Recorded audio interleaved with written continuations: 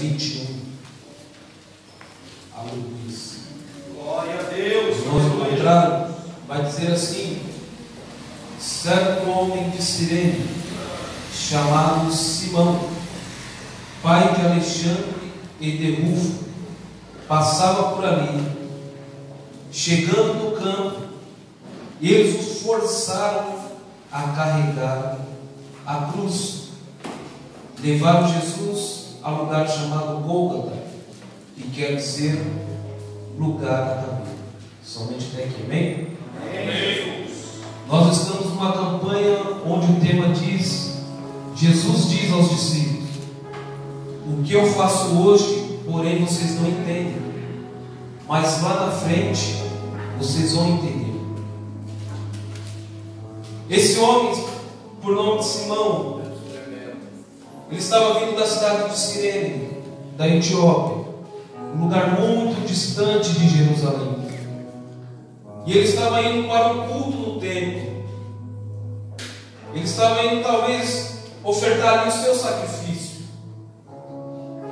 Segundo estudos dizem que quando o animal, o cordeiro, era levado diante do sacerdote para ser sacrificado por expiação pelos seus pecados naquela época, então a pessoa que trazia o seu cordeiro apresentava diante do sacerdote.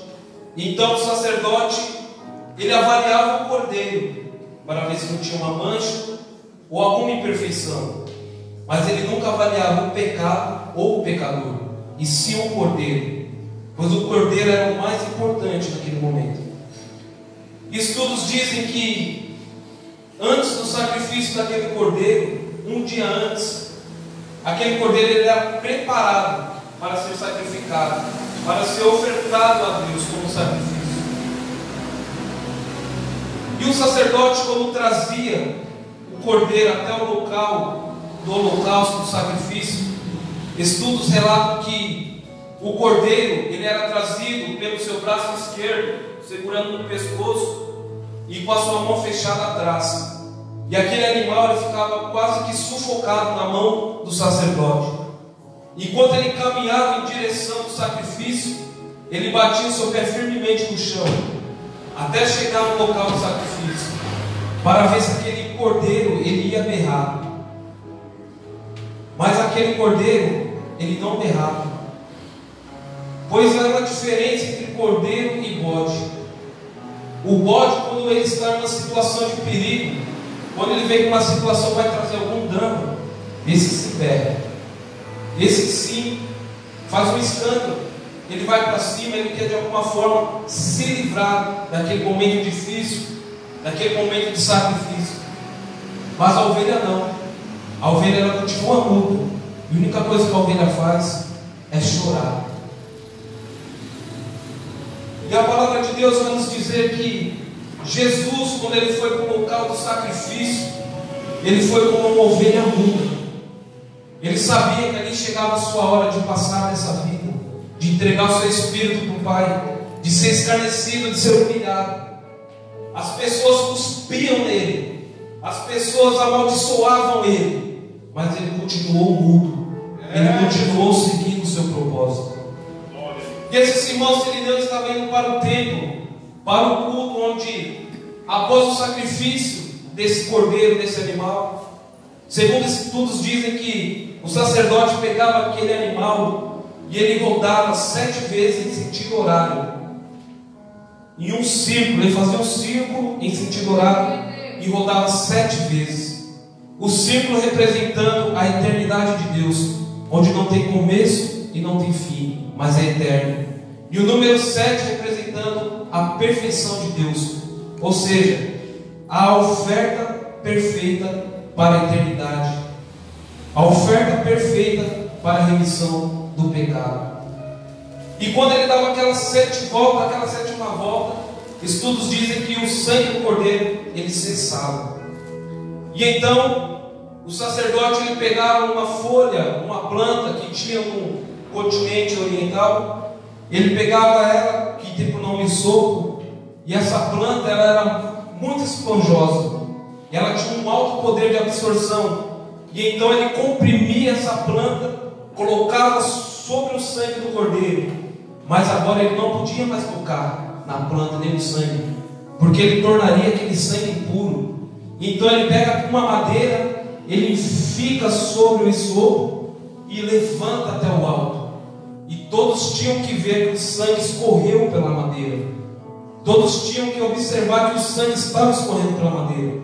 E após isso, as pessoas que estavam presentes ali no culto, vendo o sacrifício do cordeiro, o sacerdote aspergia o sangue sobre a vida das pessoas, representando como se fosse o perdão de Deus sobre a vida delas.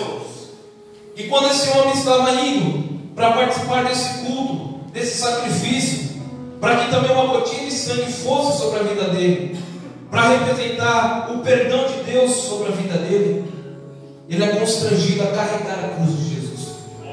Os soldados romanos chamavam: ei, você, vem ajudar o condenado. Mas as suas vestes eram brancas, elas não podiam ser contaminadas, elas não podiam ser sujas, porque ele não poderia entrar no santo lugar com as suas vestes sujas. E então ele se constrange, né? E os soldados romanos ameaçando ele, imagino eu. Então ele é constrangido a carregar a cruz de Jesus. Enquanto Jesus, o condenado, estava caindo sobre o chão, ele pega Jesus e abraça. E Jesus, olhando para ele, simplesmente põe a mão em seu ombro. Só que muitos ainda não entendem o significado sobre as mãos de Jesus nos ombros daquele irmão. Estudos vão dizer que o filho primogênito, todo filho primogênito, aos 5 anos de idade, ele era enviado para uma escola rabínica, e ali ele estudaria até os 14 anos todas as leis. Ele estudaria o Pentateuco, e até os 14 anos ele tinha que decorar tudo, capítulo por capítulo, versículo por versículo, vírgula por vírgula, ponto por ponto. E quando ele completava os 14 anos, ele era levado até o templo. Então ele era colocado diante de um crivo. Cerca de 70 homens, doutores da Bíblia, examinavam e eles davam um aval se aquele menino ele servia para ser um mestre, um doutor da lei, um discípulo da lei. E quando aquele menino ele é colocado no círculo, as pessoas começam a fazer perguntas para ele. O que está escrito no livro tal, no capítulo tal, no versículo tal, ele tinha que dizer conforme estava na Bíblia.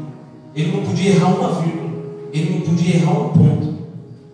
E quando eles erravam, ele era automaticamente despedido, ele era automaticamente desligado, porque ele não servia. E então, quando o menino estava no meio, uns daqueles que faziam parte dos 70 chegavam até ele e cumprimentava ele e dizia: você não serve para ser o mestre da lei. E dava 3 conselhos para ele: case-se, forme uma família, trabalhe e sirva a Deus. Só que a palavra do Senhor vai nos dizer que quando José e Maria sobem para Jerusalém na festa da Páscoa, e eles retornam, eles esquecem o menino Jesus lá.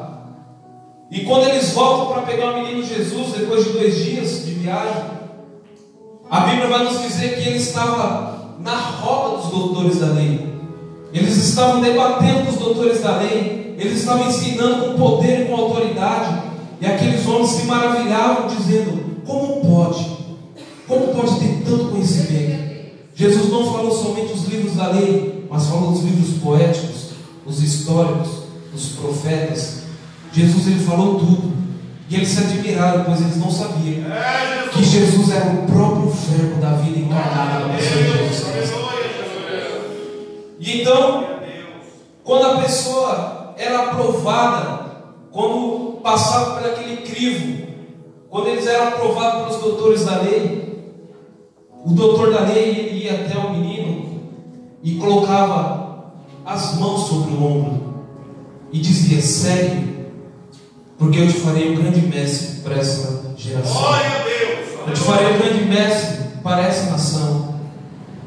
Veja que Simão Sirineu ele estava indo para que um pingo de sangue viesse sobre as suas vestes, para que ele viesse a ser perdoado pelos seus pecados. Mas ele mal sabia que o Cordeiro de Deus estava ali. Que o verdadeiro Cordeiro de Deus estava ali. E não queria somente dar um pingo na veste dele, mas queria aceitá-lo para fazer parte do seu reino. Quando ele coloca as suas mãos sobre o ombro de Simão Sirineu, eles vão caminhando e a multidão vai jogando pedra, a multidão vai xingando, a multidão vai cuspindo, e Jesus todo ensanguentado, todo machucado, conforme pisava, as poças de sangue ficavam pelo chão, marcando todo o caminho daquela via dolorosa. Mas enquanto aquelas pessoas xingavam Jesus, cuspiam em Jesus, tacavam pedra em Jesus, estavam seguindo a Jesus, elas estavam pisando no sangue, estavam sendo curadas, estavam sendo libertas, estavam sendo libertadas, estavam sendo purificadas, para que se cumprisse a palavra do Senhor. Por suas pisaduras fomos sarados. Então Simão era constrangido até um certo ponto para levar a cruz de Jesus junto com o condenado. E naquele tempo não tinha relógio, não tinha como saber com exatidão as horas. E então ele olha para o sol e vê que o tempo já tinha se desenvolvido bem e não dava mais tempo para ele ir para o culto, para que fosse jogado sobre ele um pingo de sangue. Mas quando ele olha para baixo, as suas vestes estavam todas ensanguentadas com o sangue do Cordeiro. Aleluia. As suas vestes estavam lavadas pelo sangue do Cordeiro. Historiadores vão dizer que toda a família judia ficava esperando ali o seu patriarca retornar de Jerusalém numa mesa, num banquete. E então aquele patriarca, ele trazia suas vestes dobradas sobre a sua mala. E quando ele chegava, ele era recebido ali naquele banquete, e ele começava a dizer como foi a sua experiência, como aconteceu, como o sangue alcançou as suas vestes, e depois de ter ceado, ter comido ali naquele banquete, ele mostra as suas vestes para os seus filhos, mostra para a sua esposa, e declara e fala que o Senhor tinha perdoado eles, que o Senhor era sobre a vida daquela família. Só que Simão Sirineu, ele vai embora cabisbaixo, e quando chega na sua casa, ele diz: não foi dessa vez, não foi dessa vez, porque quando eu estava indo até o templo, me constrangeram para carregar a cruz, me constrangeram. Tinha um homem lá ferido, e as pessoas cuspiam nele, ultrapassaram ele, escarneceram dele. Só que Rufo era o filho primogênito dele, e Rufo também tinha ido a essa escola rabínica, mas outrora tinha sido rejeitado pelos doutores da lei. E ele começa só a prestar atenção naquilo que seu pai está falando, e começa a juntar ali os relatos, as profecias. E então ele pega e bate na mesa e fala: pai, não é assim. O Cordeiro de Deus, ele escolheu a nossa vida, o Cordeiro de Deus escolheu a nossa família, para que nós venhamos ganhar essa geração, esse continente, esse país, essa nação. E ali ele começou a explicar para o seu pai como funcionava, e que relatava a marca de Jesus sobre o ombro. Ou seja, todos esses que foram rejeitados por Deus, inclusive essa família, agora eles são aceitos por Deus. Segundo estudos dizem que os discípulos de Jesus todos eram contemporâneos dele, todos tinham quase a mesma faixa de idade, e todos passavam pela mesma escola rabínica, e todos eles foram com um aperto de mão dizendo: você não serve, você não presta. Mas quando Jesus aos 14 anos vai para a escola, e aos 30 ele se forma e começa o seu ministério, ele vai até encontrar essas pessoas que foram rejeitadas. Ele chega a Pedro e fala: Pedro, tu não serás mais pescador de peixe, tu serás pescador de almas. Ele começa a buscar aqueles que se haviam perdido, aqueles que o mundo falava que não tinha mais jeito. Cristo, ele diz: tem jeito. Aquele que o mundo ele recusava, Jesus ele abraçava com amor. Aquilo que não servia para o mundo era útil nas mãos do Senhor. E essa palavra vem de encontro à nossa campanha. Simão Sirineu não sabia o que estava acontecendo, ele não entendia naquele momento, mas depois ele veio entender o significado de todo aquele processo. E que eu quero te trazer nessa noite, o que o Senhor nos quer nos trazer nessa noite, é que o Senhor Ele não só tem um pingo para você, o Senhor Ele tem muito mais para a sua vida. Ele quer transportar o Espírito Santo sobre a sua vida. Ele quer te fazer pescador de homens, Ele quer te fazer pescador de almas, Ele quer que você ganhe almas para o reino. Mas é hoje, não é amanhã, não é depois. A palavra do Senhor vai dizer que quando Jesus é convidado para um jantar na casa de Simão fariseu, ninguém lava os pés de Jesus, ninguém recebe Jesus com o ósculo santo, mas uma pecadora chegou e quebrou ali o seu unguento aos pés de Jesus, lavou com as suas lágrimas, secou com os seus cabelos e ungiu a Jesus. Após a morte de Jesus, Maria também foi ao sepulcro com uma especiaria para ungir a Jesus, mas já não era mais necessário, pois o Mestre ainda havia ressuscitado. Então tudo que você tem para entregar para o Senhor hoje, entregue, porque amanhã pode ser tarde. Tudo que você tem a oferecer para o Senhor, ofereça hoje, porque amanhã pode ser tarde. Glória a Deus, aleluia, Jesus. Glória a Deus. Nós vamos louvar, irmão Lino. E lembre-se que para aquelas pessoas que não tinham mais jeito para o mundo, o Senhor, através do seu toque, disse assim: tem jeito sim. Aqueles que eram rejeitados para o mundo, o Senhor os amou e os amou até o fim.